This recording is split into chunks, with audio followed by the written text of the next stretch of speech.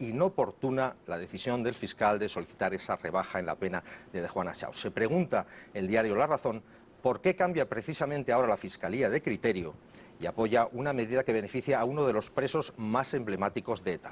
El propio diario se responde: porque de Juana no es solo un etarra sanguinario, dice La Razón, sino que es también un símbolo del ala más dura de la organización terrorista y mucho más después de esta huelga de hambre ahora finalizada. En cuanto al diario El País, abre con el tema de Corea del Norte, dice que desafía al mundo con su primera prueba nuclear, añade que la explosión subterránea desata el temor a la desestabilización en Asia y destaca El País como segundo tema que Garzón denuncia que sufre un brutal ataque por pretensiones políticas. Dice El País que el juez Baltasar Garzón denunció ayer en un nuevo escrito remitido al Consejo General del Poder Judicial que sufre un ataque brutal por pretensiones políticas de los que sostienen y avalan la teoría de la conspiración en el 11M. El tema de Juana Chaos también lo lleva El País a su portada, pero de forma menos destacada. Dice que el fiscal propondrá una notable rebaja en la petición de penas al etarra de Juana Chaos. Y en sus páginas editoriales se refiere, como no, El País a la prueba nuclear norcoreana. Viene a preguntarse si en Occidente debemos temer este desafío de Corea del Norte y dice: el presidente de Estados Unidos se enfrenta ahora a la delicada tarea de desarmar a un régimen lunático que por fin ha satisfecho sus ansiadas aspiraciones sobre el arma definitiva. Y añade El País: y no hay ninguna esperanza realista de que vaya a poder ser persuadido por métodos civilizados para renunciar a ella.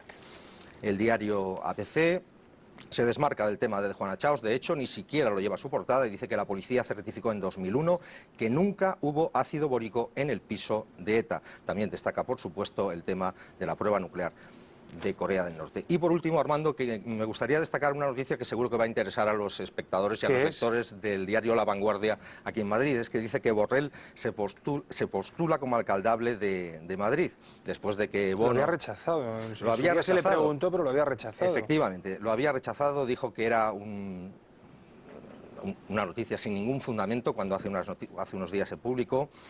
Y recuerda también, Armando, que el propio Bono, es decir, los distintos candidatos que habían salido en los medios de comunicación se habían ido descartando sucesivamente. Primero fue Bono, luego fue Felipe González, luego Borrell. Pues bien, según La Vanguardia, el rival de Alberto Ruiz Gallardón será José Borrell, el presidente del Parlamento Europeo. Pues nos quedamos con esa nota, con esa posibilidad. Muchas gracias, José Luis Lobo. Gracias. Buenas noches. Nos van a permitir que terminemos hoy con un apunte sobre este programa. El presentador de Diario de la Noche, Germán Yanke, remitió este lunes una carta a la dirección de la cadena en la que comunica su decisión de dejar la dirección y presentación de Diario de la Noche al no compartir, según reza en una nota de prensa difundida por Telemadrid, el necesario ajuste presupuestario en su programa, que le había sido planteado recientemente dentro del contexto de rigor económico habitual en Telemadrid de cara al presupuesto de 2007, dice la nota. Diario de la Noche continúa: programa novedoso que puso en marcha la actual dirección, continuará en antena con su mismo horario, estructura y objetivo. Dice esta nota ser un referente informativo de calidad, rigor y pluralidad en la televisión española. Nos despedimos con Dagol Dagom y su musical Mar y Cielo, que casi 20 años después regresa a Madrid. Será a partir del día 17 en el Teatro Gran Vía. Sean felices, buenas noches.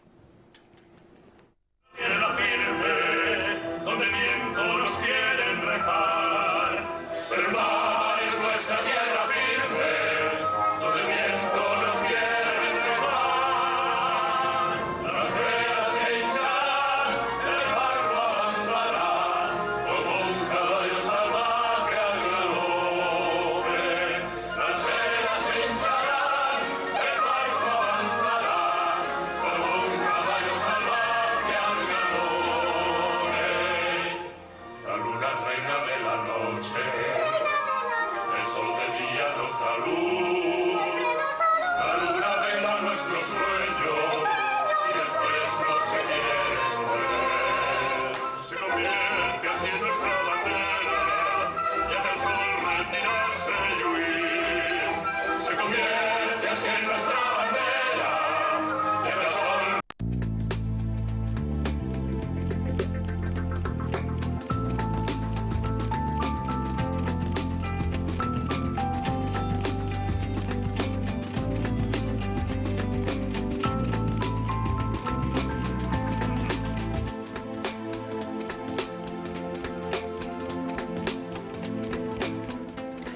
Nuevo curso literario. Los escritores regresan a las tarimas de las aulas y los lectores se acomodan en sus pupitres. También lo hacen en los asientos de las noches blancas nuestros tribunos de las letras, que son en esta ocasión Lourdes Ortiz, Julia Escobar, Luis Conde, Rafael Reich, Javier Esteban y, agazapado como siempre en su rincón, el Marqués de Tamarón. Suficientemente conocidos ya de todos los seguidores de las Noches Blancas, huelgan las presentaciones, sesión pues plenaria en esta aristocrática pero nunca despótica asamblea de nuestra República Independiente de las Letras. Lourdes, curso nuevo, novela nueva, ¿no? Las manos de Velázquez. Sí, la verdad es que es un libro que debía haber salido hace tiempo porque lo entregué ya hace casi un año y ahora estoy un poco pues ya en los días del parto. Lo saca Planeta. Sí, Planeta. Bueno, yo no solo no la he leído, sino que ni siquiera la he visto. Yo casi tampoco ya. No, la verdad es que es un libro en el que he estado trabajando mucho tiempo y luego ha habido esta pequeña demora en la salida, con lo cual estoy deseando que llegue a los lectores, que serán aquellos que tengan que juzgarla y apreciarla. Bueno, tampoco te diría decir... que a mí me gusta mucho, pero serán ellos los que tengan que decir si les gusta o no les gusta, ¿no? Bueno, suele decirse que los escritores intentamos escribir el libro que a nosotros nos gustaría leer, ¿no? Evidentemente. Y bueno, es una novela que no es una novela histórica, porque por el título podría llevar a ese equívoco, ¿no? Lo que pasa que es de un profesor de arte, un hombre de unos 50 y tantos años, que está haciendo su gran libro sobre Velázquez.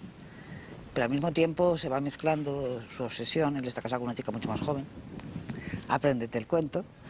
Aplícate, y tiene... campanillazo. Apréndete el cuento, aplícate el cuento. Y tiene la sensación de que ella se le está escapando. A él lo que le gusta es su investigación, su libro, ella tiene 25 años o 27, y entonces está en el 25 cuando se conocieron. Ella está con ganas de vivir cosas. Entonces es una novela sobre los celos, en realidad, más que otra cosa, ¿no? Es sobre los celos y sobre Velázquez, y se va mezclando el siglo XVII de sus obsesiones con su propia obsesión. Bueno, Lourdes, eso es todo lo que puedo donde contar. las dan, las toman. Tú tampoco has sido manca en lo relativo a amores con personas de las cuales te distanciaban No, muchos pero años. hay que saber siempre cuál es el momento en que aquel... Qué rencoroso. Uno debe saber cuál es el momento en que el otro tiene que volar. Y si uno no sabe eso, se produce la crisis.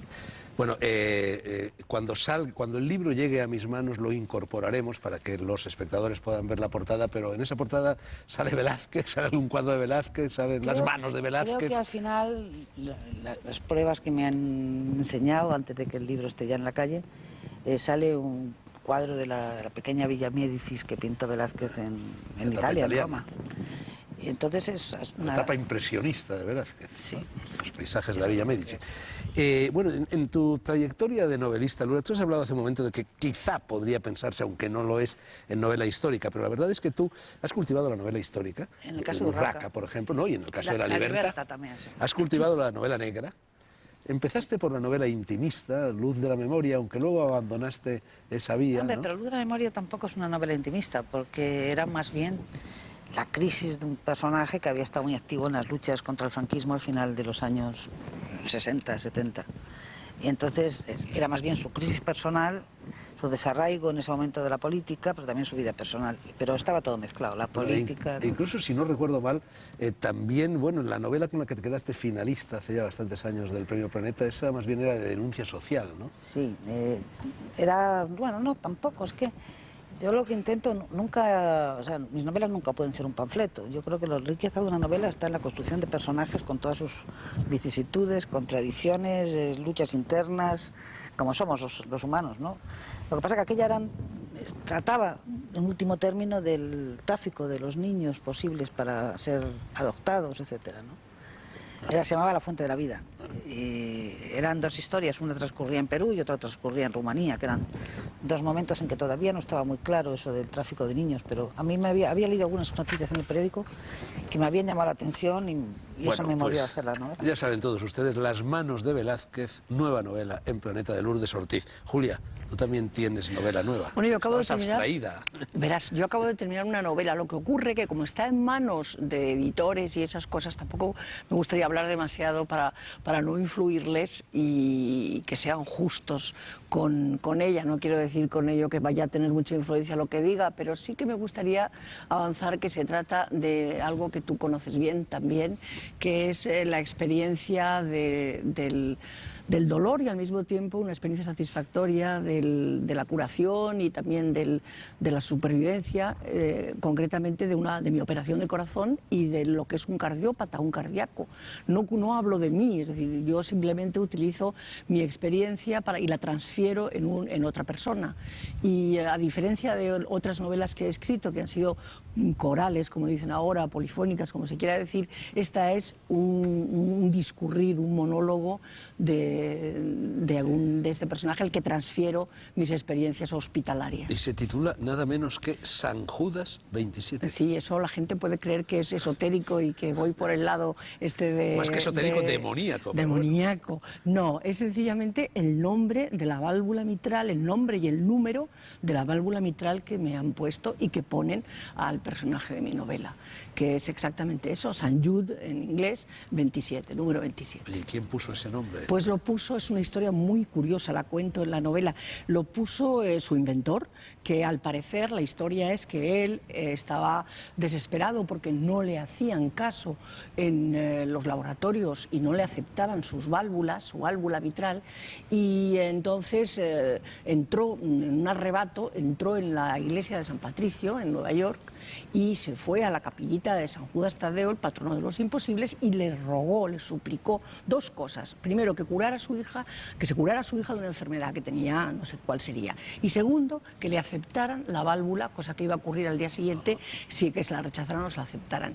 Y efectivamente, pasaron las dos cosas. Se curó su hija y le aceptaron la válvula. La válvula mitral se llama San Jude, por San Judas, San Judas Tadeo. Bueno, ya sabes que ahora ha aparecido un evangelio perdido, el evangelio de Judas, ¿no? Ha habido varias ediciones y tengo yo el propósito de dedicar por Semana Santa o algo así, una noche blanca, así que para entonces ya habrá salido tu novela. Sí, sí, claro que sí, eso puede desde el punto de vista comercial, porque por otro lado no veo que eso pueda ser otra cosa, lo que la pueda hacer vendible es... No seas pesimista de antemano, Julia. Bueno, sí lo soy, pues sería eso, el equívoco, pero yo me obstino, algunos editores me han sugerido que lo cambiara o que le pusieran subtítulo, cronista, diario de un cardiópata, cualquier cosa de esas. No, yo insisto que sea eso, San Judas, y no sé si incluso poner San Judas número 27, pero San Judas 27 me parece que queda muy bien. Bueno, Lourdes Ortiz y Julia Escobar tienen las dos novela nueva y no es el caso del pobre Rafael Reig. Rafa, cuéntanos tu drama. Bueno, mi drama es dramático. Yo, como soy tonto de remate, viajé, metí en el ordenador las copias de seguridad en la funda del ordenador. De una novela que estabas escribiendo. Una novela que estoy escribiendo de tema árabe, sobre el conflicto árabe-palestino.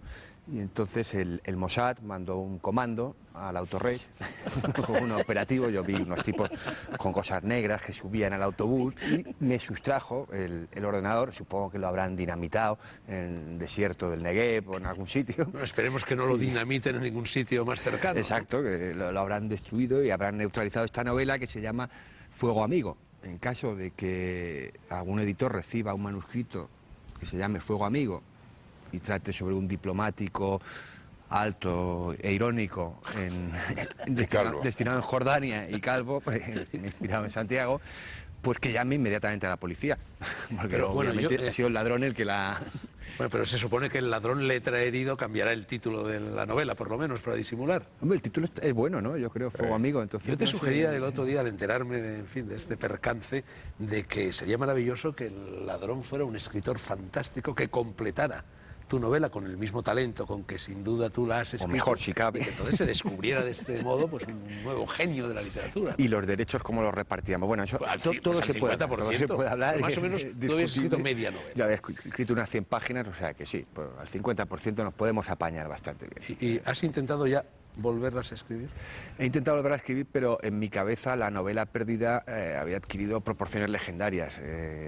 Volví a escribir la misma escena y decía, nada va a estar tan bien como aquella prosa cincelada, maravillosa. Y entonces ya he dicho, pues voy a escribirla por otro lado, completamente Bueno, con esto distinto. alcanzas la definitiva gloria literaria, porque es una tradición en grandes escritores que les roben, que pierdan, que desaparezcan, que se les quemen en un incendio algunas de sus obras. estaba leyendo, Hemingway, sí, sí. la primera novela que escribió se la birlaron en la estación de ferrocarril de París, por ejemplo, y hay otros Lo muchos que pasa es casos. que he estado leyendo el catecismo este de la gloria literaria y la verdad no sé si me interesa mucho porque los prefieres la novela a los la requisitos son gloria. fastidiosos, que si cirrosis, que si sífilis, Malo, que si malo, perder malo. novela, que si Hambre. Premio Nobel. una serie. No, pero los requisitos para obtenerla, el precio es bastante Sobre todo fastidiosillo. morirse a veces, ¿no? Y el premio Nobel luego se enteran que Te lo eres de la quitan, OGE como y te a lo quitan. Guntergrass. Claro, yo he sido de la OGE, quiero confesarlo.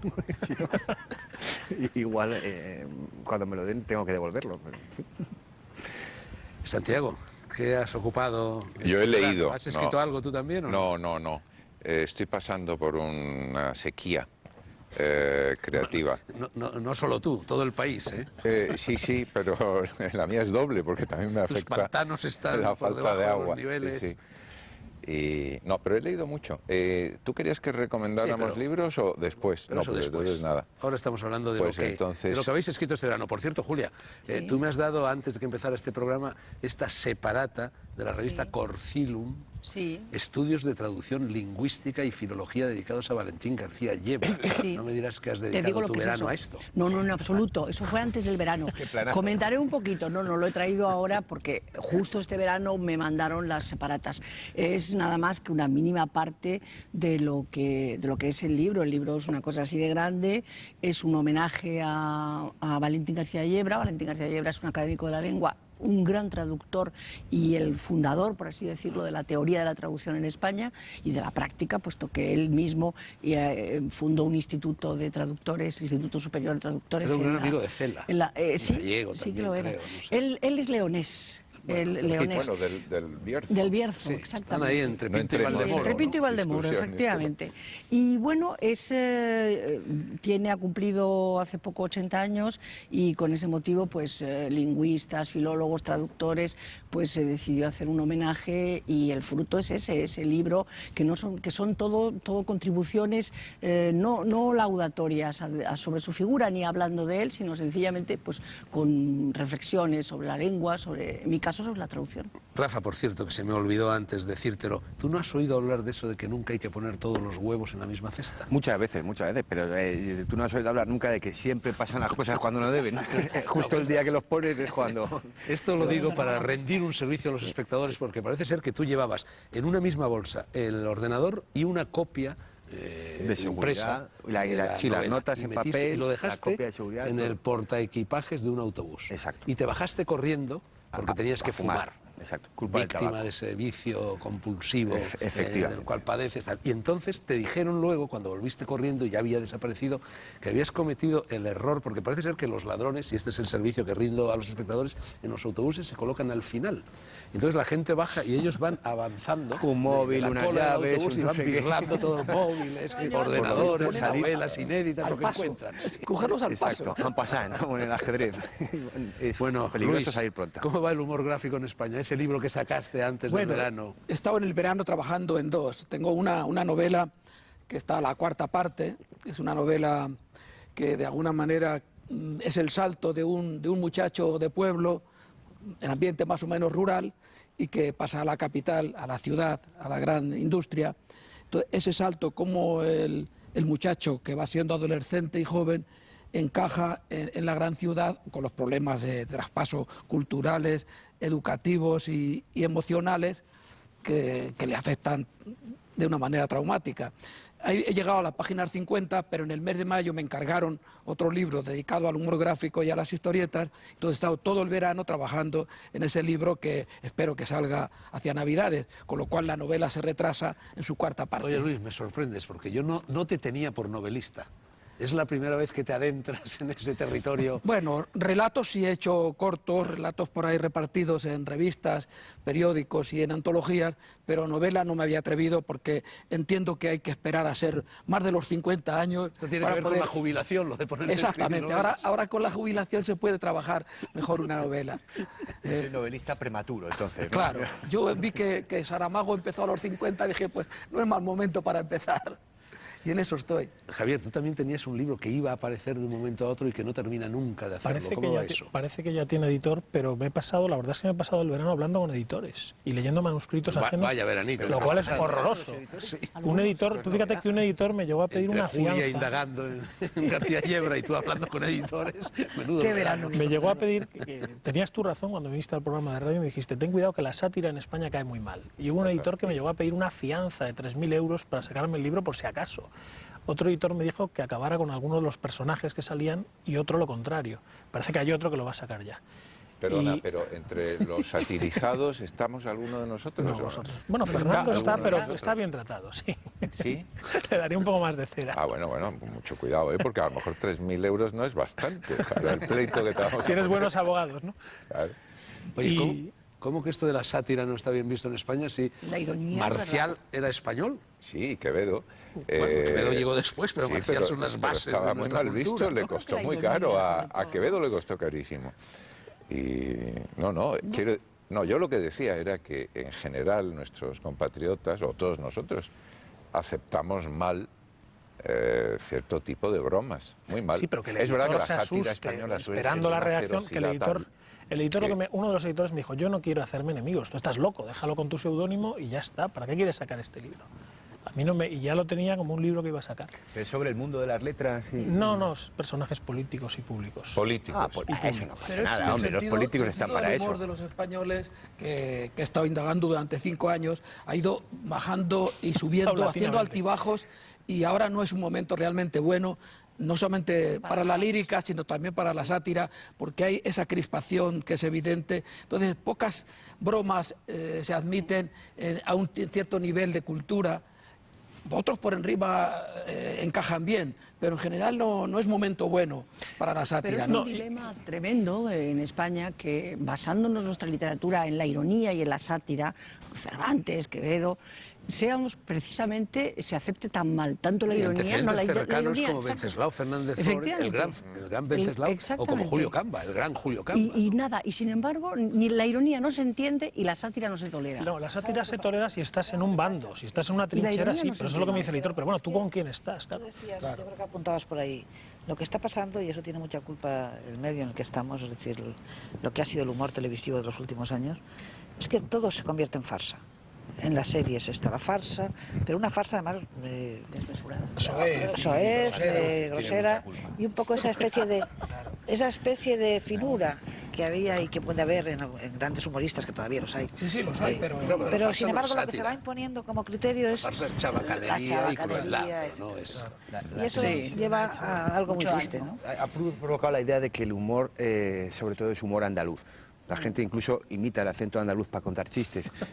Bueno, eso se ha hecho que- siempre, o el gallego, Claro. o el vasco, ¿no? Pero no, para estar más graciosos y cuentan el chiste como si fueran andaluces. Y pones la tele y si hablan en andaluz ya sabes que es un programa de humor. Todo el mundo Que están se ríe, contando sí, chistes. sí, Y se ha olvidado el humor atlántico, el humor cantábrico, el humor de Clarín. El humor, también, exacto, que se parece más al humor inglés y que es el humor que los asturianos tenemos la suerte de haber disfrutado en nuestra tierra y en estos tristes tiempos. Depende, ¿usted para qué medio habla? Según me pregunten. No, yo nací en Cangallonis, que ya es nacer. El Club de la Comedia y estos presuntos humoristas que llenan todas las emisoras de televisión es una nueva versión del cuentachistes que en los años 50 y 60 llenaban los music halls o las salas de fiestas, donde acababan siempre hablando del cornudo, del el cura, el fraile, el soldado, la criada, todo eso que era humor chocarrero y de sal gruesa, se pasó a lo del Club de la Comedia presuntamente como más fino, y uno, si aguanta, tiene la capacidad de aguantar una sesión de estos cuentacuentos sutiles, resulta que es casi lo mismo. Lo han disimulado un poco más, pero exactamente igual. Y además acabas viendo que repiten el espectáculo tanto en Soria como en Cuenca o como en Sevilla, solo que adaptándose un poco al tema local que han cogido con los periódicos. Estás describiendo a Felipe González. Estás describiendo a lo mejor es que del Club de la Comedia y no lo sabíamos. Pero yo creo que es que hay dos, en el fondo hay dos tradiciones en el humor en España.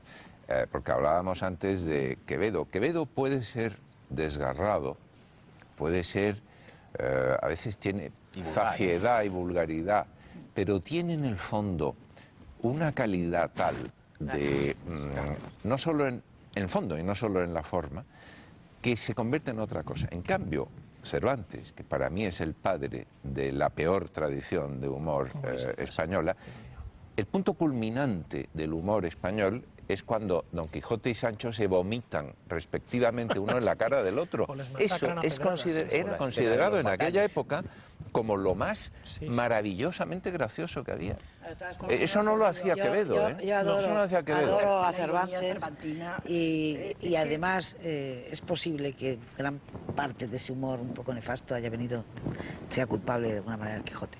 Pero también lo más grandioso de la literatura española está ahí, o sea que no le echemos la ironía, la compasión. Yo creo que ironía tiene Quevedo más que Cervantes. Yo fíjate, en este libro, casi el primer capítulo, que empieza a hacer una especie de diatriba sobre la España, los críticos, lo tal, no lo hago yo, lo hace Teodoro, que es el personaje del libro.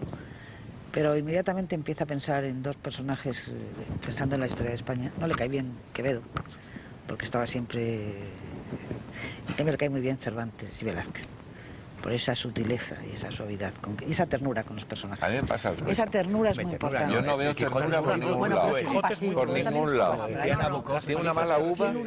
Toda la gracia está en que no se lleva tortas, es como lo de los payasos. Es un libro cruel, muy cruel. Yo ternura no la resaltaría. Y esa amistad que va creándose entre ellos dos, porque es verdad que en esa escena se vomitan, pero todo lo que es la relación entre ellos es una maravilla. Como Sancho se va quijoteando y al revés, ¿no?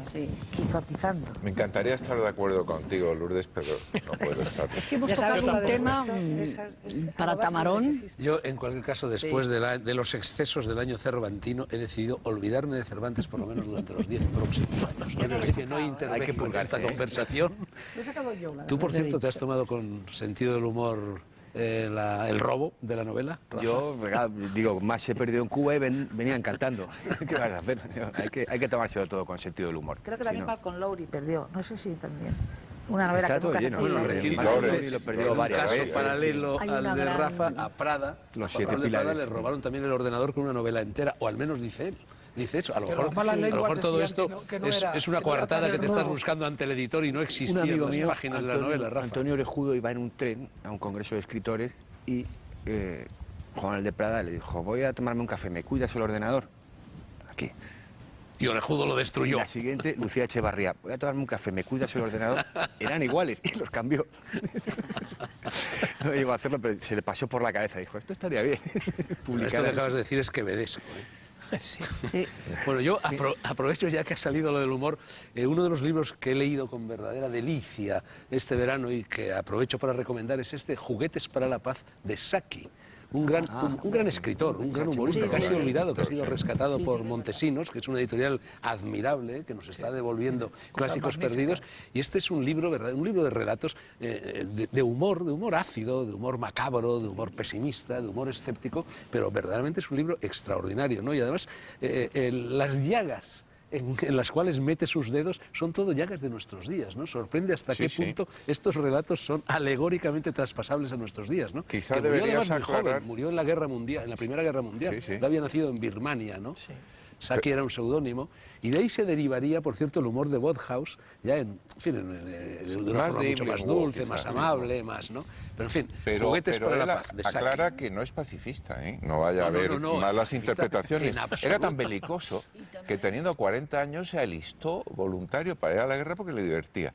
Y murió, que es curioso, porque había una costumbre y era que nunca había que encender 3 cigarrillos en las trincheras. En el primero lo veían, en el segundo apuntaban, en el tercero disparaban y moría el tercero. Bueno, pues sus últimas palabras fueron apaga ese puñetero pitillo. Muy bien. Bueno, ¿esto te lo has inventado tú o se lo ha inventado alguien, no, put that bloody cigarette out. Dijo en inglés, si no te fías de la frase en español, lo que pasa es que no sabía traducir más que por puñetero y lo dejaron seco de un tiro en la cabeza. Pero vamos, él estaba encantado en la guerra, ¿eh? Él de Alianza de Civilizaciones no era nada partidario. Claro, porque dejaban fumar. No, ahora claro. Por cierto, lo de Saki lo tomó de un verso de Omar Khayyam, ¿no? Sí, Una exacto, rubaiyata. Nos vamos a los anuncios y cuando terminen volvemos.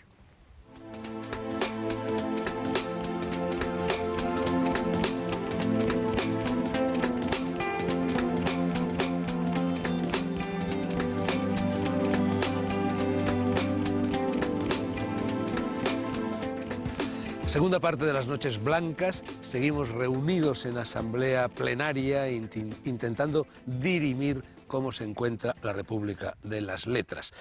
Bueno, ha habido a lo largo del verano que acaba de terminar, pues como siempre sucede en todos los veranos, alguna que otra serpiente literaria. Una de ellas ha sido pues lo de Günter Grass y me gustaría pues recabar un poco vuestra opinión respecto a esto. ¿Quién se arranca? Yo, si quieres, arranco porque también, igual que a Cervantes, adoro a Günter Grass y entonces mi pequeño homenaje, ¿no? Salió un artículo de Vargas Llosa en El País que con sus más y sus menos coincidía un poco con lo que yo pienso. A mí me pasa Salió con... otro mío, para que la gente... otro mío en El Mundo. Eso no, es que yo no leo El Mundo. Pero, yo también saqué otro. ¿Ves, Julia, también? Aquí todo para Vargas Llosa. No, pero lo que quería decir es que, digamos, es como, para que la gente lo entienda, como el cabezazo de Zidane. Zidane sigue siendo... Pues ahí sí que me lo has fastidiado, porque desde luego ni Tamarón ni yo, no sé los demás, desconocemos. Bueno, pues lo voy a intentar explicar. ¿Quién es Zidane? Zizou, llamado Zidane, que todo el público conocerá, Bueno, me estás dejando es el asombrado. gran ¿Tú eres aficionado al futbolista, fútbol? personaje que yo que ¿Eres no me gusta. aficionado al fútbol? No me gusta nada el fútbol, pero él es un personaje que me parece fantástico. Era un magnífico futbolista y entonces un cabezazo no puede romper toda una tradición de alguien que tiene esa ligereza, ese bienestar, esa sabiduría, etcétera, etcétera. Rompe la nariz, está bien darlo, ¿no? Depende a quién le das el cabezazo. Claro. Vamos a dejarme terminar. Pero está mal. Es una impostura. Dar un cabezazo lo que está hizo mal, ¿no? No, Günter una Grass. impostura. Fue un gesto de alguien con un control tremendo por algo que le dolió muchísimo. Entonces, para mí, lo importante es que alguien que tiene esa capacidad, esa inteligencia, ese saber estar, esa capacidad de juego, cuando escribo una novela como las que ha escrito Günter Grass, novelas que yo he disfrutado a lo largo de mi vida, que me han enseñado muchísimo sobre la escritura, sobre la vida, sobre los hombres, pues si por lo que fuera no dijo aquello, que debería haberlo dicho en su momento seguramente, eso no invalida para nada ni su categoría humana ni su categoría de escritor. Bueno, después de manifestar mi roba estupor... una cartera, por ejemplo, eso no invalida sus novelas. Si Evidentemente. coge y roba una cartera, pero no ha dejado de robar una cartera. Ya. Y habrá que denunciar que ha robado una cartera el señor Ya, Günter Grass, por muy ¿por qué? novelista adorable que sea. Y además Todavía hay no hemos también- leído el libro que ha sacado explicando por qué se cayó. No, ¿por qué se cayó? No, y por qué habló para vender Pero más que- el libro. pero Eso es no, lo, no, eso es lo ¿Por que qué tiene delito. estuvo denunciando a otros y por Exacto. qué estuvo convirtiéndose en censor de los demás ¿Por qué? y estuvo ¿Por qué descalificando a Günter Adenauer? Grass- Le llamó no, neonazi. Günter Grass, ¿por qué Günter Grass es tan ¿Pero qué duro dice? con el Le llamo Junger? nazi, Por ejemplo, peor que nazi. a Porque Junger no le... A Junger, Con Junger. con Con Junger. Junger. Ah, Con bueno. Junger. La crítica que ¿Por hizo qué? Grass a Que era Junger con oficial 99 de años la fue Heidegger. brutal. Bueno. Sí, Pero con ¿por Heidegger. qué? No, pero el caso de Se Junger... hizo, se convirtió en inquisidor cuando no tenía, porque tenía razones para callarse y no serlo, para dedicarse a la literatura, nada más. Y sin embargo no lo hizo así. Bueno, O sea yo- que ahora está padeciendo Bueno, lo pero que entonces, se ¿cuál merece. sería el No, pero el problema? caso- ¿Que Günter Grass estuvo en las SS, que se cayó o que ahora lo confiesa? No, que estuviera, Es que no hay ahora ningún lo problema. confiesa, que es un hipócrita. Yo creo que no hay ningún Si estuviera problema. en las SS a los 17 años... Yo en ese artículo magnífico que Lourdes Ortiz no ha leído, yo me autoinculpaba de haber fundado a los 7 años una banda para levantarnos Eso no las pasa faldas nada. a las Banda de la buena chicas, y pipa. luego de haber estado en la catequesis de María Inmaculada y luego de haber estado en el Partido Comunista, ¿no? En la adolescencia se hacen muchas tonterías, Sí, eso no se no puede pasa inculpar. Había una presión patriótica tremenda Eso no es alrededor lo de este malo. adolescente, la guerra mundial que se probablemente perdía, las SS, cuerpo presentado como de había élite, cambiado etcétera. tanto su ¿Quién manera de esté? ver cuando maduró, que probablemente no encontró nunca, y es culpable de eso evidentemente, el momento para explicar que él estuvo en esa... Pero sí para atacar al anciano Juncker, por ejemplo. Cela también estuvo en un departamento de censura y nunca lo reconoció ni dio la cara por eso. Tampoco lo negó, cuando se lo dijeron él lo reconoció.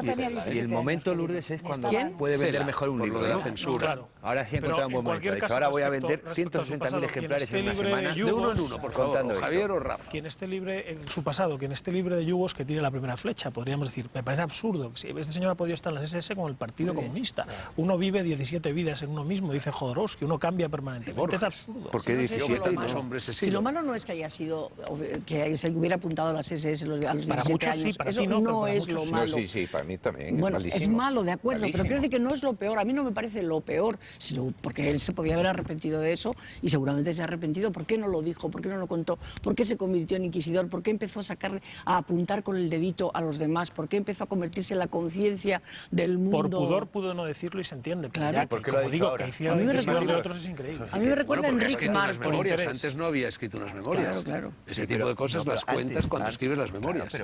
Pero ¿por qué no ha dejado que la gente compre sus memorias y lo lea? Y lo lea, claro. No, él concedió una entrevista para promocionar su libro y decir, mi libro es muy sabroso. Voy a Bueno, pero quizá el autor de la entrevista había leído ya el libro, porque ahora las editoriales suelen enviar mandan antes. los libros con antelación a los críticos y entrevistadores. Y entonces él respondía a una pregunta, no lo sé, a una pregunta que Quizás se había llevaba el presiones entrevistador. también por parte de alguien que lo supiera. Yo quería decir una cosa que me parece quizá lo peor, porque preguntaba a alguien, bueno, pero ¿qué es lo que ha hecho mal?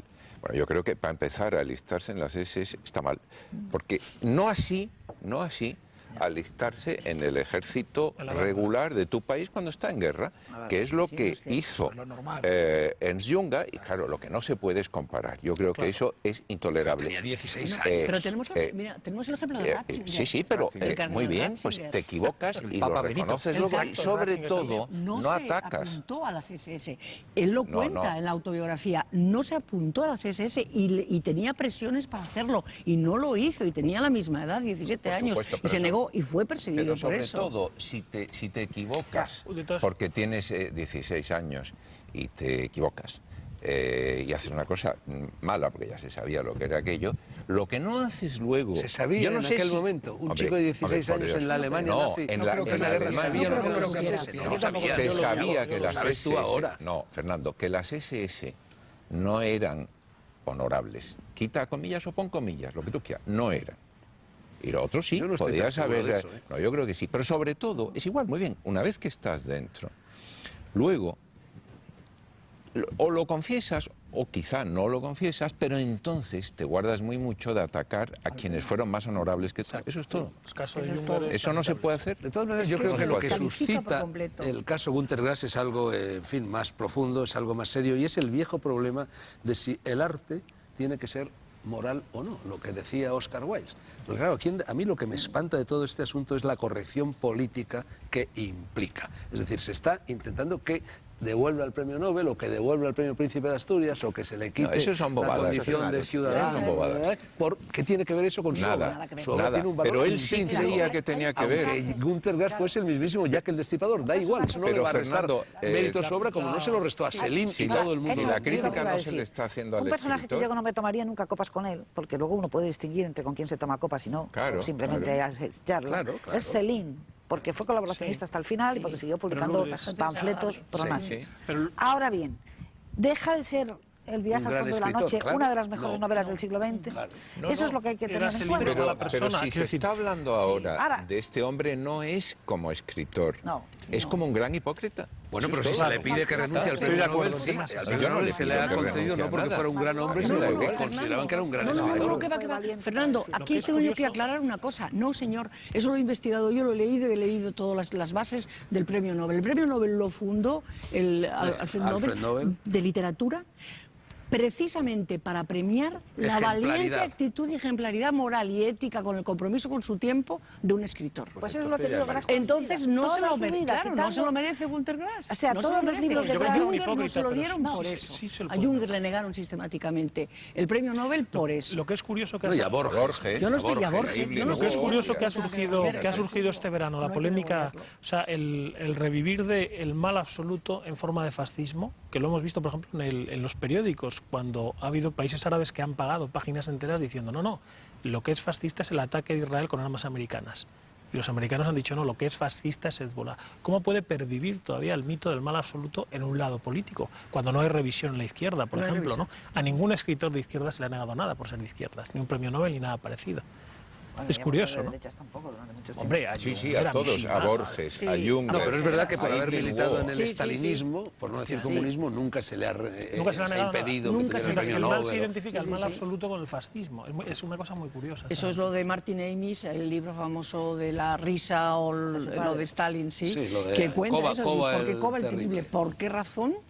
Todos estamos de acuerdo, y además lo estamos todos, en condenar el fascismo, y no todos están de acuerdo en condenar el estalinismo y el comunismo, cuando, en fin, bueno, en la balanza de los crímenes no andan ¿Sabes lo que pequeños. pasa? Quizá hay una razón. Y es la ideología que sustenta lo que los dos llevaron a errores. Es decir, en el marxismo hay un ideal de igualdad y de reparto de los bienes, etcétera, etcétera, que llevó a mucha gente a la utopía.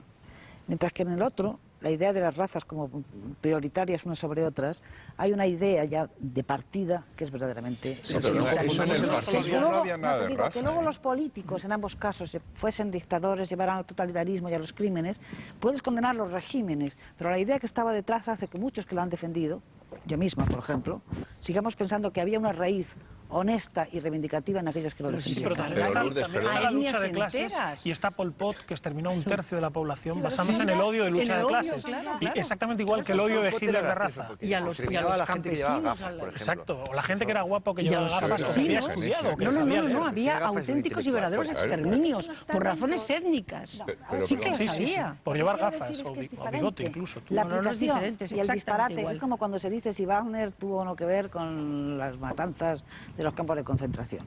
A mí me parece absurdo decir que Wagner está a la raíz de los campos de concentración. O Nietzsche.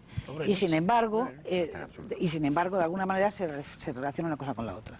La idea de la que se partía en el comunismo y en toda la teoría de los socialistas, comunistas en los años 30, 20, 40, etcétera, era una idea utópica y revolucionaria, que después los regímenes y los sistemas políticos, como en todo caso pasa con los funcionarios, se conviertan en dictaduras, etcétera, etcétera. Eso es una crítica a ese poder. Pero lo que está debajo era bastante mucho más positivo que lo que estaba debajo. Oye, No, no, no, no, no, no, no, no, no. Puntualización No, no, no. lingüística. Digo, yo sin entrar en el fondo. Has dicho que en el fascismo había un elemento, vamos, que estaba sustentado por el racismo y eso no es así. No, en el- Querías decir en el el nacionalsocialismo. El nacionalsocialismo. nacionalsocialismo. Claro. No, es que el matiz tiene Bueno, su pero por ejemplo, importancia. aquí también en el cobramos fascismo a los español judíos. había una serie de cosas como contra los judíos, masones No. y comunistas en general, que estaban en la Había entre ideología los- de los... Perdona, fascistas. mis compañeros de la época diplomáticos se hartaron de dar pasaporte siguiendo pero eso es instrucciones, distinto, porque- siguiendo instrucciones y salvaron a miles y miles de judíos. Estoy de acuerdo. Bastante más Pero eso que siempre la es la Tercera actitud República personal. Francesa. La actitud El personal, estalinismo que no se tiene que ver, cargó- es lo mismo. Es decir, es que hay que analizar siempre lo que es No, una ideología pero que está detrás. tendrá que lo que es la tener que actitud ver. de aquel que defiende una ideología, de cómo se comporta un individuo concreto en una situación concreta y lo que hacen los regímenes y los sistemas políticos con esa ideología. No, no, Son pero si te cuatro digo Pero que Lourdes, siguiendo eso instrucciones... es verdad, es verdad. O sea, lo que dices, hay una diferencia cualitativa de ideología, sí, pero también hay que reconocer que el odio estaba alarvado en Lenin desde que matan a Desde su que hermano matan. y en Marx desde el concepto de lucha de clases. Exacto. Y Pol Pot empieza a alucinar y piensa que va a hacer el bien a la humanidad cargándose a un tercio de su Que población. algunos Bueno, pero intelectuales se también, confundan. Lourdes, Es una mentira, es una impostura. pero Lourdes también al principio en el fascismo e incluso en el nazismo había una tentativa Componente utópica, había un revolucionario. idealismo, es decir, se trataba de sacar a Alemania Y de la revolucionario. postración, de la Revolucionario. enorme crisis Revolucionario. política, económica, El social en la que vivía y también a nacionalsocialismo Italia. revolucionario. Es decir, el mismo impulso de Si utopía queréis, lo había totalmente en un los debate en unos y los profundidad otros, ¿no? sobre el Pero es nacionalsocialismo, que sobre el revolucionario no fascismo quiere y sobre el decir marxismo. bueno, automáticamente. Pero era simplemente para hablar de cómo muchos escritores de los años, en toda la Europa occidental desarrollada, muchos de los escritores y pensadores de los años de final del siglo XIX, principios del siglo XX y hasta después de la Segunda Guerra Mundial, defendían con absoluta convicción algo que después se demostró que llegaba a horrores tremendos. Estoy totalmente de acuerdo contigo. Y no hay totalmente que de acuerdo. condenarlos por eso. Humanidad. No hay que Totalmente condenarlos de por acuerdo. eso. Ahí Estamos de acuerdo. Estamos de acuerdo todos ahí, sí. Estamos de acuerdo que son los grandes misterios de la humanidad. Sí. Bueno, mi mujer dice que los españoles en cuanto nos reunimos siempre terminamos hablando de política, ¿eh? Y una vez más se ha demostrado que tiene razón. Yo quería hablar de sacado literatura, la serpiente dejemos del ya, verano. bueno, ya hablaba de Montergras, no quería irme a discutir el estalinismo, el nazismo, el fascismo y bueno, hay muchísimos libros. libros encima de la mesa, yo creo que ya no hablamos de ninguna otra serpiente de verano, vamos a hablar de todos estos libros. Pero antes, porque siempre te quedas para el final y no hay tiempo, vamos a hacer tu rincón lingüístico, vamos a dar paso a tus observaciones. Pero para no darte lingüísticas. pretexto, para que no me dejes luego hablar de libros, que tengo ganas de hablar de libros, voy a ser brevísimo en el rincón subversivo de la lengua. Pero es que así me saco una espina. Sufrí durante un atasco horrible este verano, este mes de agosto, concretamente el lunes 7 de agosto, no sé por qué, había mucho tráfico. Y entonces todo el tiempo... ¿Atascos en agosto? Sí, fíjate qué cosas, Las qué obras. cosas. Bueno, entonces todo el tiempo había una voz meliflua que citando, por Radio Nacional de España, pero no era la culpa, la expresión no era culpa de Radio Nacional de España, sino de la llamada DGT, que quiere decir Dirección General de Tráfico. Entonces decía la voz meliflua, supongo que con aire acondicionado y feliz, una chica, yo me la imaginaba, feliz de no estar en la carretera, con razón, decía, la DGT anuncia que hay problemas graves en las carreteras y se veía que estaba citando lo que decía la tal Dirección General de Tráfico, por la elevada intensidad circulatoria. Eso quiere decir porque hay mucha circulación, que sería lo que, o muchos coches, que sería lo que diría cualquier persona que supiera literatura, que supiera escribir o que no supiera ni leer. Que lo malo es el que está medio instruido. Ese es el que dice elevada intensidad. Semiletrados, esos son peligrosísimos. La elevada intensidad circulatoria. Eso me llevó Santiago, te iba a hacer un niego a la mayor. A mí siempre me ha preocupado que por qué decimos Dirección General de Tráfico, que yo no sé qué es lo que se trafica. Cuando lo lógico No, sería ellos no les tránsito. gusta. No, por eso. No, ahí hay que romper una lanza en favor de la misteriosa DGT, la señorita DGT, porque ellos dicen circulación, ellos no dicen tráfico, porque les molestó mucho que los bautizaran con lo de DGT, pero quizá DGC no les gustaría, porque ellos dicen lo mismo que tú, que el tráfico es el tráfico de drogas o el tráfico... De cualquier otra cosa. Tú decías antes que había que decir el tránsito, que es verdad que se puede decir, Y la T o está la misma. circulación, O sea, pero que lo que no se puede decir, yo creo, es por evitar la palabra mucho, o mucha. Eso es lo que a mí me da pena, que es una palabra totalmente llana que ha caído en desuso porque no es elegante. Entonces lo sustituyen por cualquier cosa, incluido por numeroso, que está mal empleado, aunque la academia ya lo ha admitido en el diccionario. Un ejército, una escuela o un grupo de personas puede ser numeroso, pero desde luego no tiene numerosos soldados, alumnos o modistillas. No, porque cada alumno es uno, no es numeroso. O sea que, bueno, pues eso, porque también se puede decir abundantes, que yo no sé si sería... Yo creo que lo mejor es decir muchos, y me da pena que no digan muchos, y eso desde este medio, hermano, de la augusta Radio Nacional de España, pues los exhorto, o primos, hermanos. Bueno, yo creí que en la República de las Ondas todo el mundo era hermano, pero parece que no. Bueno, de todas maneras, os comunico que creo que están a punto de crear la Dirección General de Narcotráfico, tal como van las Pero cosas. a favor, claro, no en contra, a favor. Se lo van a crear como Para se llama regularlo. la familia esa de gallegos que siempre están implicados. Carlines. Los Carlines son directores generales de... Claro, claro. Bueno, más observaciones No, lingüísticas. porque luego no me vas a dejar hablar de libros. Que sí te dejo, no tienes, eso es porque no tienes ninguna otra. Te he pillado. Tengo miles, verás. A ver, verás, otra más, Santiago. verás. Una cosa que me irrita también de la insobornable contemporaneidad. Hemos introducido el añadido de la partícula de, cuando en España eso en español nunca se ha hecho. Nadie decía, de Cervantes es un gran escritor. No, en los nombres. Nadie ha dicho... una brillante novela de Cervantes, y sin embargo he firmado a don Miguel de Cervantes. Bueno, pues ahora nuestro amigo Luis Alberto de Cuenca, ya de vez en cuando hablan de él como de Cuenca. Al ministro ese, al guaperas francés, ministro, bueno, quizá moderarse uno más, ahora presidente del gobierno, lo llaman de Villepin, que es un solecismo en francés, igual que en español, como no se puede decir von Goethe, se dice Goethe. Bueno, o a ti podrán llamarte ¿perdón? de Mora Figueroa. Sí, pero tendrán que decir Santiago de Mora Figueroa o Marqués de Tamarón, pero no pueden decir, está mal dicho el decir de no sé cuánto, es una cursilería, vaya, ¿para qué? Y de la Vega, la vicepresidenta del gobierno la llaman de la Vega, será María Teresa Fernández de la Vega, no veo por qué. Nunca se ha hecho en español, pero debió de parecerles poco fino el decir Cervantes y dentro de poco empezarán a decir de Cervantes, porque si no, ¿por qué dicen de Cuenca y no de Cervantes? Por ejemplo. Gracias. O de Quevedo. O de Quevedo. Lo que pasa es que si al pobre Luis Alberto le quitas el D, se queda en Cuenca. Queda como lo de Juan Pérez de Montalbán, el famoso epigrama de Quevedo, ¿no? Como era aquello, quitándole... ¿Os acordáis de aquello? Juan odiaba a Pérez de Montalbán, Sí, y diciendo, ¿cómo era? Sí. el Montalbán no lo tiene, el den él se lo pone y quitándole, no sé, se queda en un Juan Pérez, ¿no? Era algo así, el famoso epigrama. ¿Quién lo decía? De Quevedo a propósito Quevedo. de Juan Pérez de Montalbán. Era algo así, el Montalbán no lo tiene. El don él se lo pone y quitándole, no sé, el D se queda en un Juan Pérez. Es que eso arranca también de la confusión. Primero que los italianos lo ponen siempre. Sí. Y luego que aquí ha llegado el rumor de que en Francia o en Alemania la partícula indica origen. nobleza, que es absolutamente falso en España. Es posible que en Francia no siempre, y en Alemania pues, creo que siempre sí lo indica, pero en español no. En español no quiere decir nada, simplemente, o quiere decir por motivos puramente lingüísticos, o porque hay un topónimo, o para evitar cacofonías. Bueno, libros, señores. Venga, Javier.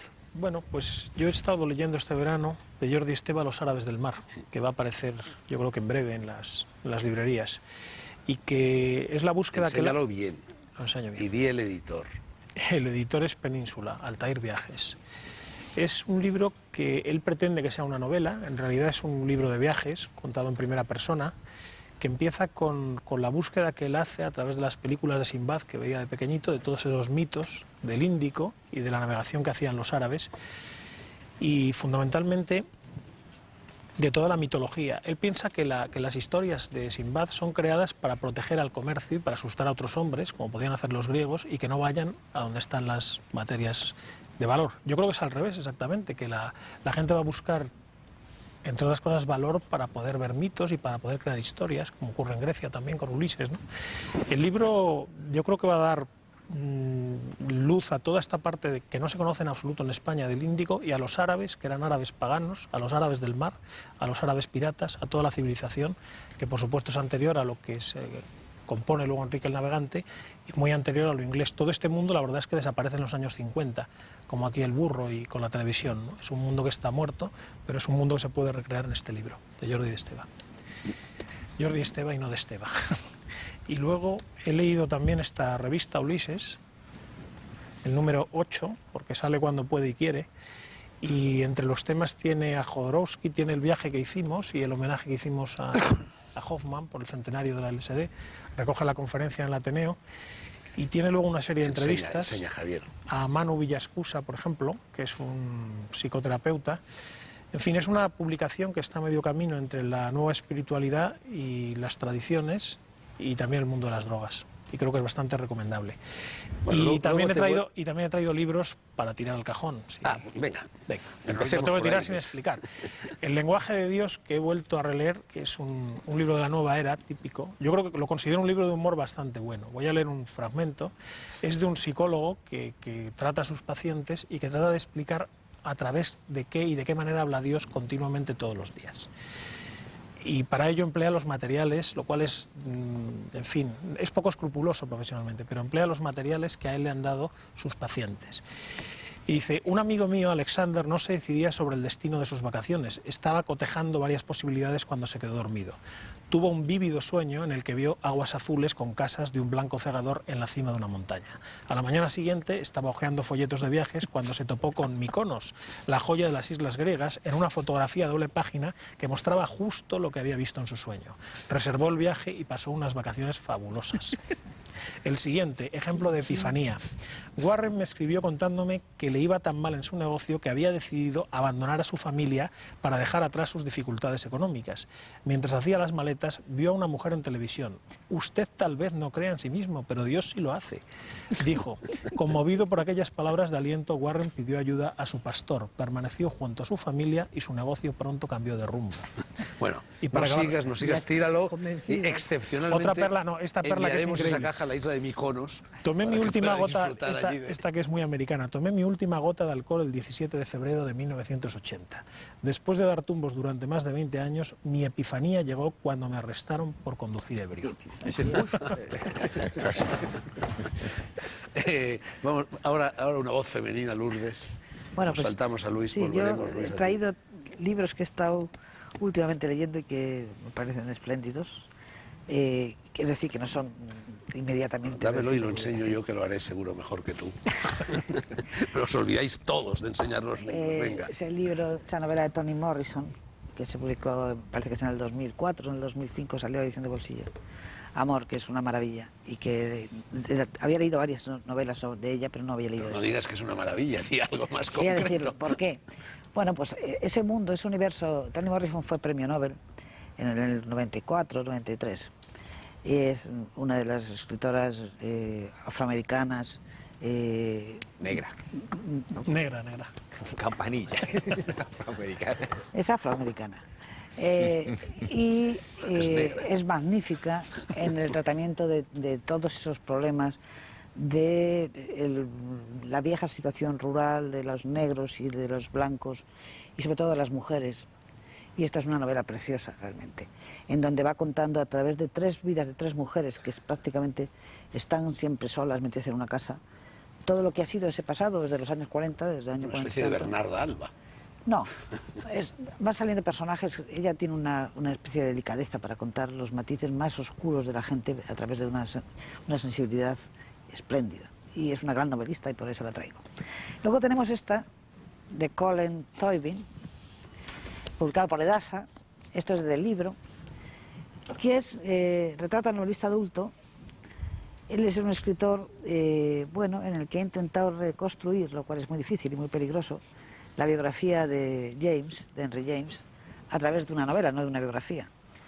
Y sin embargo está hecha con tal, no sé, sabiduría, donde va mezclando las posibles anécdotas de la biografía de James con su vida personal y al mismo tiempo con los libros que va escribiendo, que es un libro, bueno, quizás sirve para que la gente se anime a leer después a James, que es lo importante. Deduzco que a ti te gusta mucho Henry James. Me gusta ese Henry James. ¿Cuál? ¿El primero, el segundo, el tercero? Ya sabes que lo llamaban Enrique el primero, Enrique II y el viejo pretendiente. Bueno, pues un poco, casi todos, pero el segundo y el tercero me gustan. ¿Sí? ¿Te gustan? Sí. ¿Tú qué opinas de Henry James, Santiago? A mí me gusta el primero, francamente, y cuando se entiende lo que pasa y no son frases de 3 Claro. páginas que por desgracia corrompieron a Proust también. Claro, tú lo habrás leído directamente en inglés. ¿Qué yo Sí, hasta- sí. yo Es igual de malo que en español. A mí no me gusta nada, ¿eh? ¿Cuál? No mejora en la traducción. Tú, Rafa, ¿a ti qué te parece Henry James? A mí me aburre Henry James. Es que a mí también me aburre mucho y además parece- considero que ahí tiene mucho mérito de Henry todo James lo arranca Ah, esa sí. línea de la literatura que Yo- pasa por Joyce, que pasa por Proust, que desemboca La literatura en como Benetti, en penitencia, Javier como Marías, mortificación. y que para mí es literatura absolutamente ilegible. No, para mí es la gran literatura del 20. Y James tiene esa cosa morosa. ¿Te gusta Cervantes? Me gusta Cervantes, me gusta. Morosa quiere decir que es Morosa aburrido, ¿no? Y de una. Moroso y premioso. Premioso, y una No, no, delectación pero- en los pequeños detalles, etcétera, etcétera, pero penetra en el alma humana de una manera tremenda y sobre todo sin aspavientos. A mí me encanta eso. Es decir, cómo va dando lo más complejo del alma humana sin hacer ni drama ni tragedia, sino como algo muy sutil. Y eso lo hace siempre, es decir, a mí me parece magistral eso. Yo estoy de acuerdo contigo.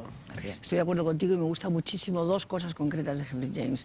La que han traducido por Otra vuelta de tuerca. Hombre, pero eso es del primero. Y- Sí, claro. sí, ese- James. claro. Esa es la mejor. Y otra Lo que único es bueno. sobre el maltrato a los niños, la mejor novela que yo he leído después de algunas cosas de Dostoyevsky, que es Lo que Maisy sabía. La historia de esa niña que está Ah, ya. dividida entre, Sí, entre el padre y la madre que están Está bien, separados. está bien. Fantástico. Esas 2 novelas a mí me parece que sirven para rescatar a James como un gran novelista. Bueno, pues yo quitando esas 2, si tuviera Bueno, y aquí algo- el resto de las obras ahora- de Henry James, las tiraría gustosamente. Ahora, cabrían, ¿eh? la tercera, Ahí que no es una caben cosa las obras de Henry más, James. más bueno, más popular, no decir peor, porque no lo es, que a mí me encanta. Es O sea que se entiende. ¿vale? Novela policíaca. que o es sea, una novela policíaca No línea de Henry James. este maravilloso escritor sueco, Sueco. que es Hennis Mankell. Yo siempre espero, como me pasa con Le Carré, con Pasión, que salga la siguiente. Y bueno, es un gran novelista policíaco y que además permite algo muy curioso. Yo he aprendido mucho sobre los países nórdicos a partir de las novelas de Menkel. Y te encuentras con cosas muy sorprendentes. Aquí que estamos hablando tanto ahora del problema de la emigración, etcétera, etcétera, como ese paraíso que vemos desde aquí aparente, que es Suecia, los grandes problemas que desde los años 80 para acá va arrastrando también por la gran emigración que va teniendo de los países nórdicos del este, sobre todo, ¿no? Y todas las mafias, etcétera, que empiezan a aparecer. Es un eterno allí. candidato al Nobel. Sí, no lo sabía, sí. No, sí, no lo sabía yo tampoco. Sí, sí. Menkel. Lo que pasa es que me imagino que el hecho de ser sueco no lo favorece, ¿no? Claro, le pone las Nadie es cosas muy profeta en su difíciles. patria. Tiene ese inspector Wallander, no sé cómo se dice, ¿tú sabes cómo se dice Wallander en sueco? No, en danés se diría Valanda. Pues Wallander, es parecido. Se dirá Wallander, parecido. que es fantástico. Y en esta novela, antes que Yele, él ya está un poco más como retirado y aparece por primera vez su hija, esa hija que siempre aparecía en segundo plano y aparece como investigadora. Así que Bueno, yo para no sé pasar un si buen rato. el resto de nuestros contertulios han leído. Yo confieso que no he leído ninguna novela de Menkel. todas ¿Tú qué opinas de Menkel? Pues yo opino de Menkel, Lo mismo que Lourdes. excepto una que se llama La Leona Blanca, que es Esa un es panfleto, más pesada, sí, es eso un sí. panfleto del tercer mundo, casi de progre total. Excepto esa, todas las demás, pasa eso, que te enteras que vives en Suecia, ves todas las cosas de Suecia con la lupa gorda. Y la verdad es que es muy gratificante. Yo me lo he pasado muy bien con esas novelas. No se merece el y Nobel, ves que el pero mundo sí. no es tan diverso. No Y sé que si en es el realidad lo sitio que donde a está mí me pasando allí, gustaría está vivir, pasando aquí, pero es en casi fin. lo mismo. Esa es la globalización. Rafa, Menkel, ¿algo que decir? A mí no me gusta demasiado Menkel, me aburro un poco. Yo es que no leo para aprender, la verdad, yo leo para yo no, divertirme. yo leo para aprender. Entonces, También. que aprender sobre Suecia o sobre el antiguo Egipto en una novela me nadie ha parece, dicho no que es yo mi lea forma de leer. para aprender, es No, un quiero decir que para mí no es un fascina. mérito que una novela me enseñe cosas sobre Suecia, porque realmente para eso están otro tipo de libros, ¿no? Entonces, Están las agencias de viaje. claro. De todas maneras, No, pasa por igual. ser un Balanda, novelista ese- divertido. a mí no Pasa me por gusta, ser, pero bueno, yo como no lo he leído, la no puedo literatura opinar. tiene de bueno eso, que es una cuestión de gusto, a cada uno le agrada una cosa. Construye muy bien sus historias, tiene Más faltaba. Es que si no lo hiciera, es que Es últimamente eso se dice como si fuera un mérito. Un novelista que ni siquiera construya bien las Sobre todo historias. si es un novelista hasta ahí podíamos policíaco. llegar, Es por claro. el lado Se supone una Simenon, novela es policíaca, por si el no lado está bien Yo eso lo doy de construida, apaga y barato. vámonos, ¿no? Yo doy Va por por el lado hecho de Simenon, que ¿eh? construye bien las historias, si no, vamos, ni lo publicarían, ¿no? Me imagino. No, hay muchos que se publican, son malísimos, de todo tipo. Bueno, no digamos nombres, que igual salgo. O digámoslos. Bueno, Julia. Bueno, pues mira, yo he traído unos libros que todos ellos tienen en común. La marginalidad, si quieres, aunque algunos de ellos son de personas muy conocidas después, tanto de las editoriales donde están publicadas como de ellos mismos. Empiezo, si quieres, con un heterodoxo, porque lo es, y es heterodoxo por ortodoxo, Léon Blois.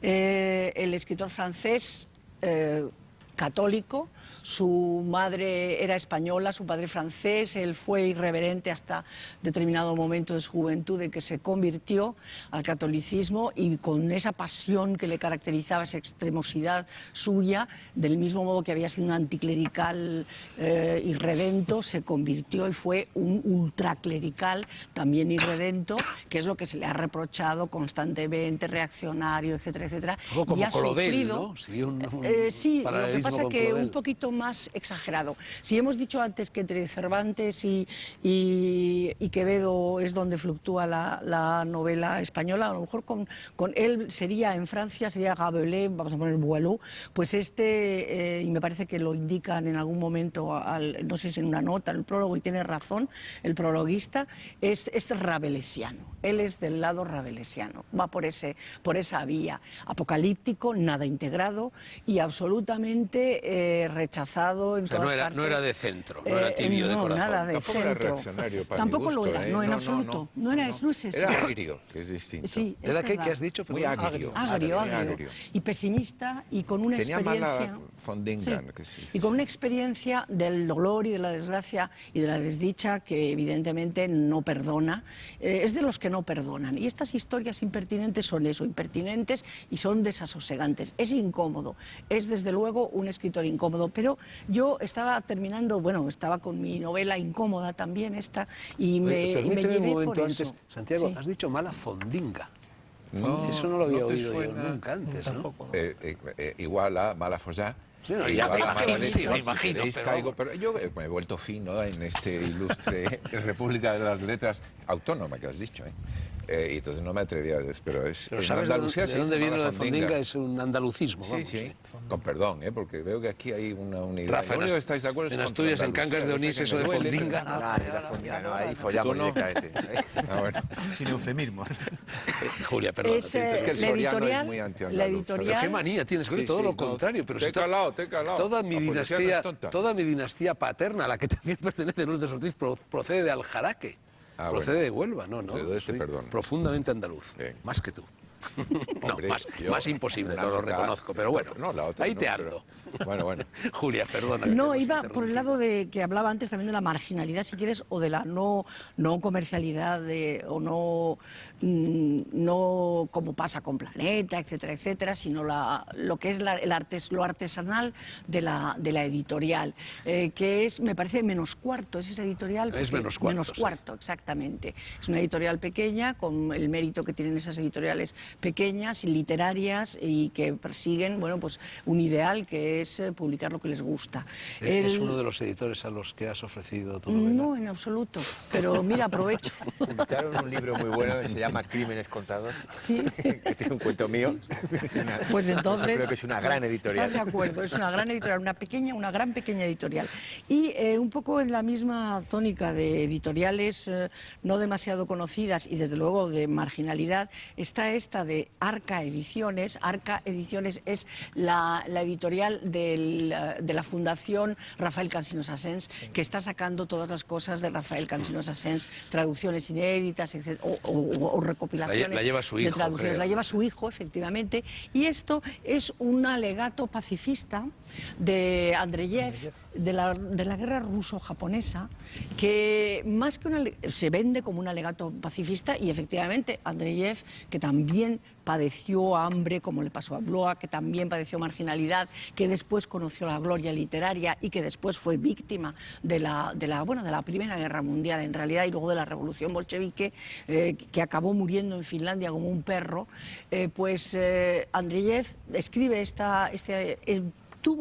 fundó un periódico pacifista precisamente en al principio de la Primera Guerra Mundial, y este es un alegato pacifista, pero no quiero decir que no haya que ser pacifista y desear la paz a todo el mundo, pero es pacifista porque no es tan pacifista en realidad, porque hay ahí esa risa roja que le recorre, esa misma metáfora de la risa roja, o sea, de la guerra como la risa roja, ya efectivamente indica que ese pacifismo está un poco mitigado. Pues ya saben ustedes, el belicista Andreyev, recomendado por Julia Escobar. Julia, creo que era cardiópata como tú y como yo, ¿no? Era cardiópata, porque se intentó suicidar y está incluido en mi lista de cardiópatas famosos del libro. En guerra con el mundo y en guerra consigo mismo. Efectivamente, intentó suicidarse y a raíz del suicidio frustrado se quedó cardíaco, perdido ya para siempre. Julia, tienes más libros todavía, pero voy a ir pasando la palabra a otros contertulios. Rafa Rech. A ver, yo he leído este libro que me ha gustado mucho, La Conjura de los Machos. A ver, Es una visión de... los dientes de Lourdes rechinan en este momento. Es un libro de biología evolutiva, el sexo desde el punto de vista de la biología evolutiva. Yo no tengo ni idea de esas cosas, pero abrí el libro y, como siempre, en el cuarto de baño, por la mitad, no por el principio, y había un capítulo sobre para qué sirve biológicamente el orgasmo femenino. ¿Qué necesidad hay con el trabajo que cuesta a los hombres y desde el punto de vista evolutivo no tiene ningún sentido? Y empezaba a analizarlo y la verdad es que me gustó mucho. Y analiza los celos. Bueno, ¿y qué sentido tiene? Dínoslo ya, si es que tiene alguno. Es el misterio, eso hay que leerlo, hay que descubrirlo. Sí lo tiene. Pero tiene sentido. Sí tiene sentido. Incluso biológico. Sí, lo no admite. solo- Este hombre, Ambrosio, admite al final que, bueno, tienen derecho a tener sus buenos ratos las chicas y nosotros a procurárselos. Y bueno, realmente te hace reflexionar mucho sobre... pues las cosas que nos pasan a todos los días, los celos, las relaciones, cómo Y yo que funciona creía el que la mundo, conjura era más bien de las etcétera. hembras. Yo creo que es de las hembras, pero vamos. Esas cosas que me pasan todos los Pero días, claro, la violencia de género que llaman ahora. Como La violencia de- campanillazo inmediato, No, malos lo he hecho tratos a o crímenes propósito. pasionales. Lo he hecho a Que- propósito, La violencia de género es lo género. que practican mis estudiantes, ¿no? Pues entonces Cuando- hace eso que ahora hacen todos los que salen en televisión de comillas. De comillas. Lo ha ¿no? dicho, Cosa ha dicho, ridícula. como llaman ahora. Lo Sí, que llaman sí. ahora la violencia Mis de estudiantes género. Sí, dicen, pero no ha hecho el gesto la ese tema, tan nada. ridículo. la tema de este eso es violencia de género. Mis Por estudiantes cierto, lo ha estudian publicado, español hacen esto es eso. Tusquets, ¿no? Eso es Tusquets, Esto es una Tusquets. colección de ensayo bastante maja que tiene. Bueno, otro libro, Rafa. Acábate de me retratar. intenté leer esto. Bueno, veo ¿Cómo que se llama has eso? pasado un verano monográfico. Una breve historia de la Una de los misoginia. machos, la Me misoginia. intenté leer esto. Se está retratando. Estás buscando Y- argumentos, ¿no? Es un libro de Ana Caballé. No lo dejes ahí que quiere hacer algo con él. Y Ah. me lo intenté leer Lo enseño y, por supuesto no lo pude leer y no recomiendo por motivos de profilaxis, de higiene, que nadie lo lea. Pero tíralo entonces. Ahora- Sí, ahora lo voy a mismo te lo tirar era paso. para que lo enseñara. Creo que es el típico libro, digamos, como con tesis como del estilo a Hernán Cortés tenía poca conciencia ecológica. Es decir, el típico libro... O Gengis Khan practicaba el maltrato con los animales domésticos. El típico libro que descontextualiza Pero, todo. Rafa, lo que O sea, pasa es que la misoginia. una breve historia de la misoginia escrita por una mujer, en principio, es sospechosa, ¿no? Claro, y además está todo descontextualizado, o sea, saca una cita de Galdós entresacada, absurda, y no tiene ningún sentido, ¿no? Bueno, creo que es... a ver si eres tan bueno como los Ese baloncestistas tipo de- españoles. Oye, no lo tires, que yo tengo curiosidad, lo leo. Luego lo Luego te lo doy. Yo este te lo Está regalo, censurado, te lo ¿no? regalo con Es muchísimo que está muy gusto. nuevo y si lo tiras ahí se descoge. No, no, Lo no. voy a tirar con No, mucho no, cuidado. tíralo, Lourdes. que Mira, tirarlo. ¡epa! Muy bien. Un desastre. No, hombre. Lo ha Vale, Si vale. llegas tú a ir a Tokio, no... Lo he hecho con Vale, muchísimo vale. cuidado. Yo te lo regalo. Bueno, Santiago, te veo impaciente. Sí, sí, estoy deseando. Estoy Enseguida- deseando porque, como tú has dicho, que esto es una república autónoma de las letras, y yo había construido ya toda mi recomendación sobre Bueno, la yo base creo que he de la dicho abyección independiente moral más que de la autónoma. república de las Estoy letras. Independiente, he dicho, más que autónomo. Bueno, pero independiente, sí. Y yo estaba dándole vueltas a la abyección moral, a la ruindad de la República de las Letras. Y había dado la casualidad de que he leído durante este verano 2 libros muy buenos, pero que están siendo ninguneados, uno por la envidia de la República de las Letras, me reconoceréis que es una tribu envidiosa, la de los republicanos de las letras, y otro por la cobardía. Empiezo por la cobardía porque no es ninguna broma. Alguien que ha estado en este programa, por cierto, ha escrito un libro que se llama La Yihad en España, y lo pongo delante de mi cara para que no comprometa a nadie más. Este se llama Gustavo de Arístegui. ha Y a venido este en varias señor- ocasiones. ¿Perdón? En varias ocasiones Ha ha estado. venido. Bueno, pues a este señor le han echado una fatwa por internet. lo han amenazado, por lo visto, Sí, sí, sí. lo cual pues no tiene gracia ninguna. Pero lo que sí tiene gracia, siendo vil, es el estruendoso silencio de la República de las Letras, que dice mucho sobre la cobardía de del gremio.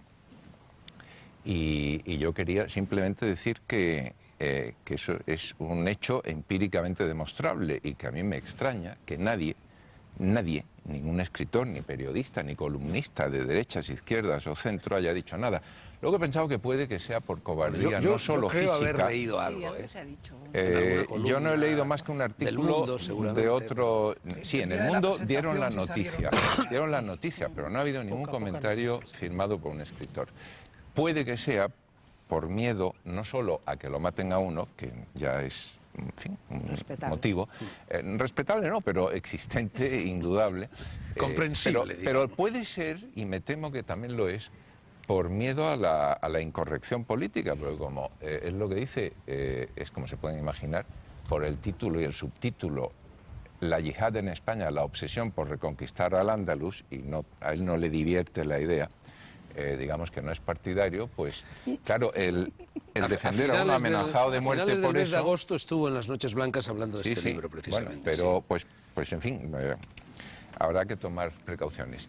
Y este es uno. El otro defecto principal de la República de las Letras, que es la envidia, hace que tampoco le hayan dado, aunque sí ha estado aquí, a este excelente libro de Carmen Posadas que se llama Juego de Niños.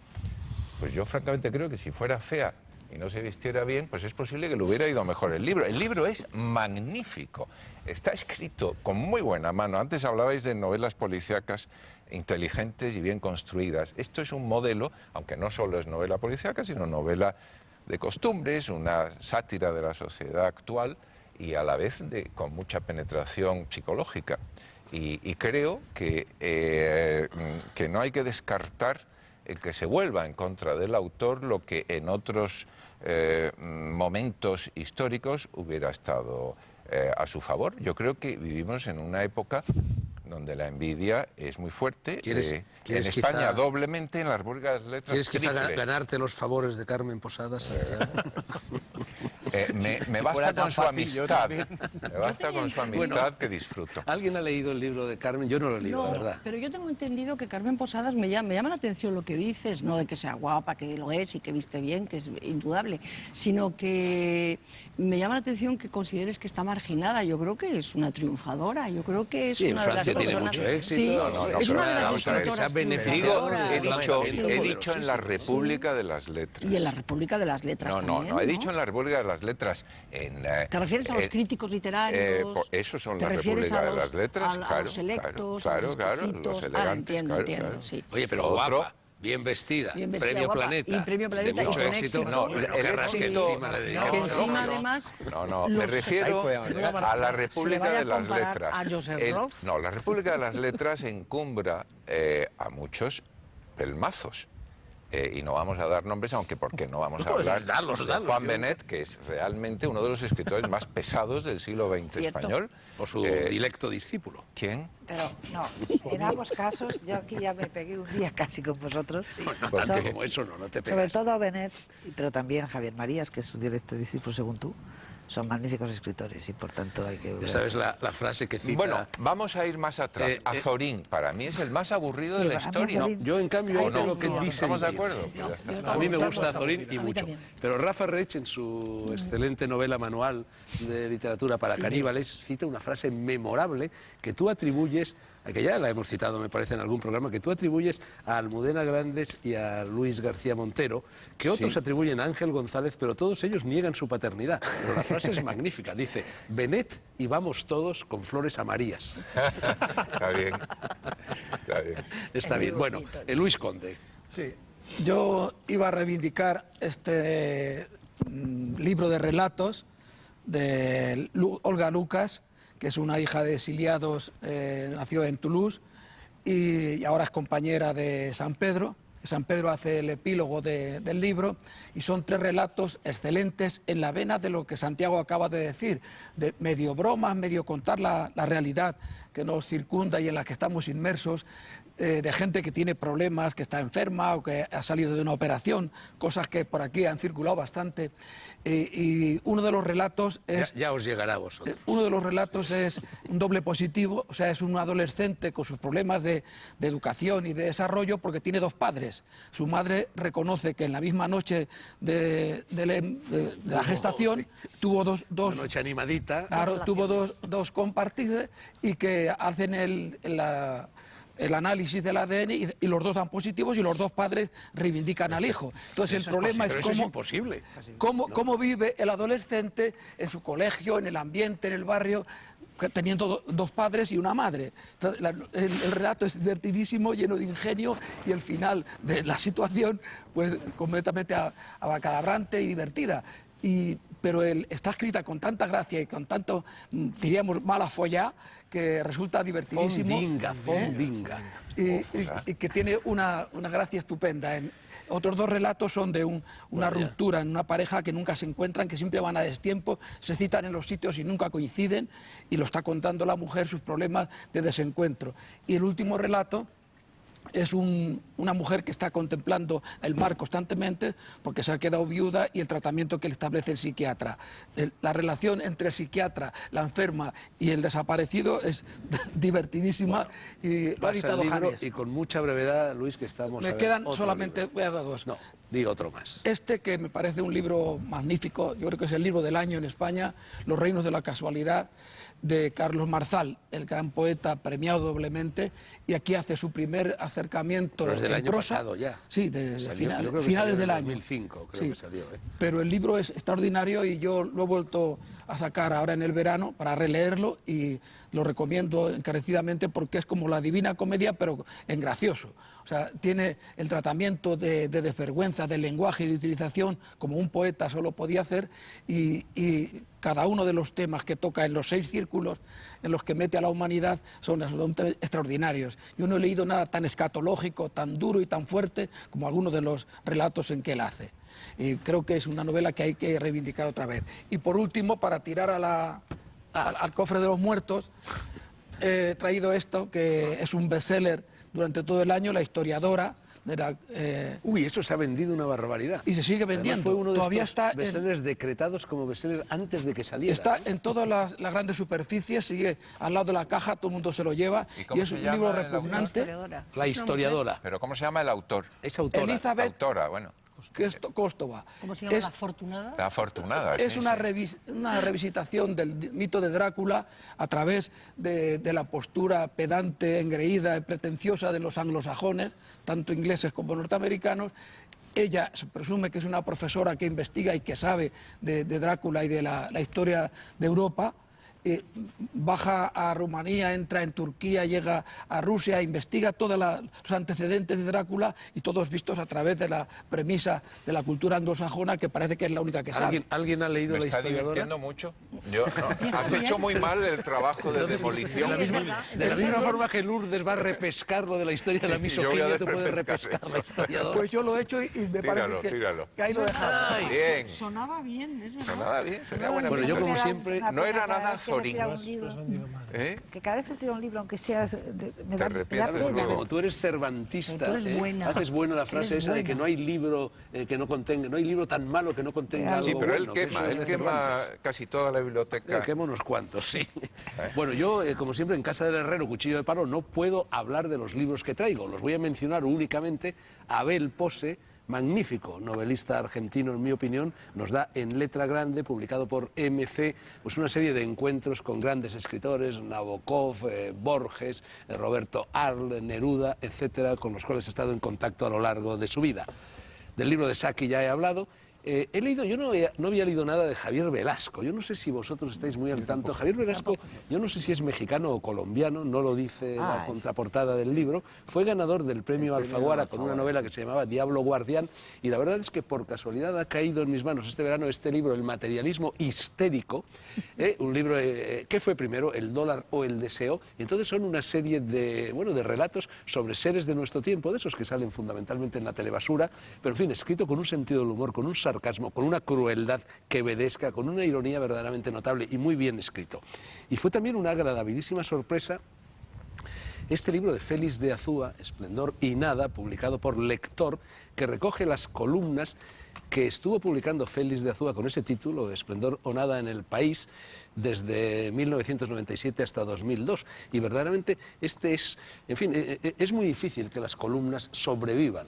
No digo ya varios años después, sino incluso 15 días después, es muy difícil. Y estas columnas verdaderamente parecen que han sido escritas ahora y, bueno, son filosofía, son alta filosofía, son poesía, son alta poesía y están extraordinariamente bien escritas. Y por último, un autor verdaderamente pacifista, no como Andreyev, no, William Saroyan, Las aventuras de Wesley Jackson, que ha sido publicado por El Acantilado, ¿no? Que lo mencionamos hace un momento, que es una editorial memorable, ¿no? Que está recuperando a Stefan Zweig, a Chateaubriand, en fin, a grandísimos autores que habían desaparecido prácticamente de las librerías.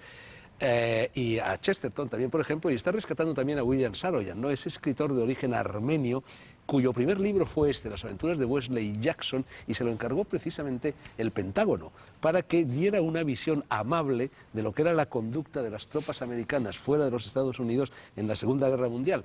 Y lo que escribió el libro fue rechazado luego por el Pentágono, no le debieron pagar lo que le habían ofrecido o algo así, esto ya no lo sé, porque escribió un libro absolutamente pacifista. Y bueno, hemos hablado hoy de muchísimos libros, seguiremos haciéndolo en el futuro. Terminan las Noches Blancas. Buenas noches a todos. Gracias por estar ahí.